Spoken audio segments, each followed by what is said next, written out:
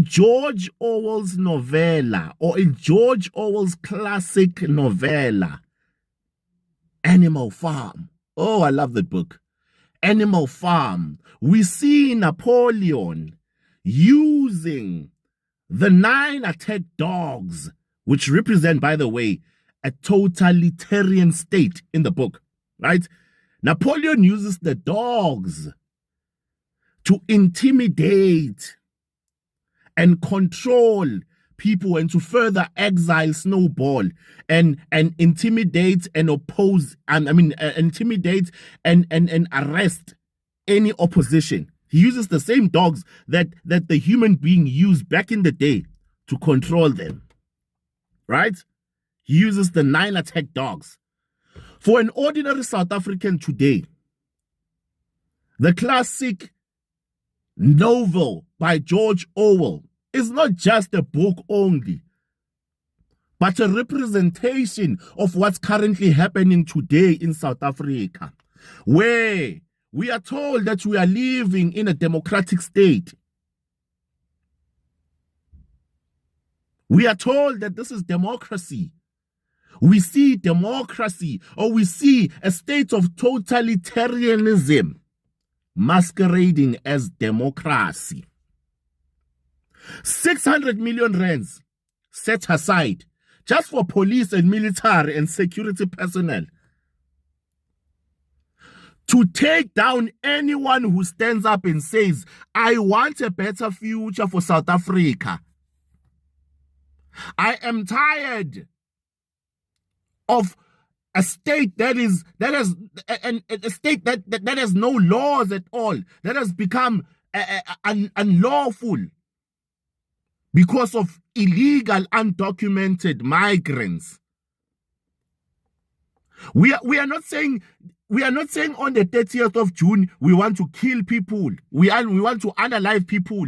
We are not saying on the 30th of June we want to harm people, but we are saying we are going to march so that the government can see how serious the issue of undocumented migrants is in South Africa. And in response to that, what does the government of South Africa do? They take out 600 million rands. Do you know how much? Just for one day, 600 million rands to try and stop anyone who wants a better future for South Africa. Now, what does that tell you? One, it tells you that 600 million rands, I will get to it. I will talk about that 600, but it tells you that the government, they themselves are benefiting from undocumented migrants. This makes sense. Why? Zamazamas, for example, have guns, high military guns, have equipment to mine. Ask yourself, who stands to benefit from that? The very same government that today is providing 600 million rands. Let's get to the 600 million rands. In South Africa, you go as a young entrepreneur or as an entrepreneur person who wants to start a business and does not have the necessary funding or equipment or resources. You go to government and say, government, can I have funding to start my business? They will tell you, nah, we don't have funding, but we have 600 million rand to stop you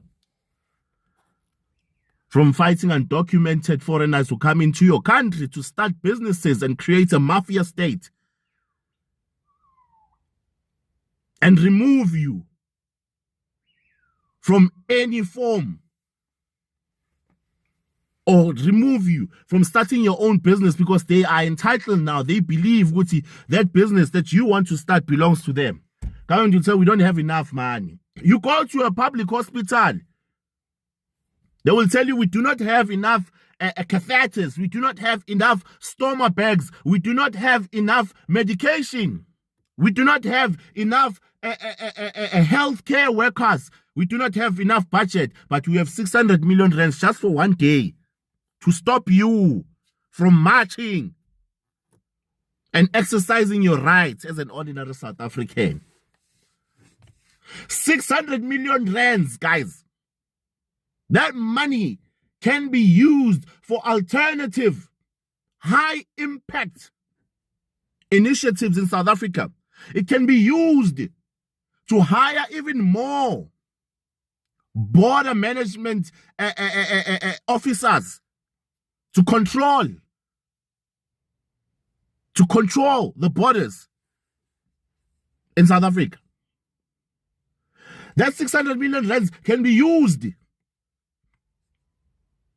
to pay amaphoyisa, better pay for police officers, military officers, to avoid them taking bribery from undocumented illegal migrants in South Africa. That same 600 million rands can be used to build state-of-the-art schools in townships or underdeveloped areas in South Africa. That 600 million rands that is used for one day can be used. Can be used to further sponsor, I don't know, or fund young entrepreneurs or young people with skills out there but do not have money to start something for themselves. And then they say, yeah, no, guys, this is a middle finger. This is basically the government saying this to you. They're giving you the middle finger. They're saying, we don't care about you. Your votes doesn't matter because we want to take the very same money. We have money, we'll buy undocumented foreigners' IDs so that they can come and vote. We've seen it happening. So that they can come and vote. So we don't care about you. You are South African. We don't care about you. That's what they are saying to you. This, guys, I'm surprised to even see South Africans. There are South Africans that are out there who are living comfortably out there in their own homes, who are not affected at all by these things, saying, yeah, South Africans, you're stupid, you're lazy, what. Nah, you South Africans, yeah, it's a Zulu thing, because everything they want to blame Zulu. Education is important in everything. Let me not remind you that the very same Zulu nation that we are swearing today is the very same Zulu nation that fought for us when the British wanted to colonize us. Read your history, you'll understand that. They used spears, knockbeers, and cowsheds against the British army that came with guns and ammunition, live ammunition. Yet they conquered them. In Tabayo Kahlama. Read your history before you go around and saying, hey, Mazulu this, Mazulu that, Mazulu. Guys, South Africans are not angry enough. You're not angry enough. This is going to carry on. It's going to carry on because I don't know. But we will see on the 30th, guys.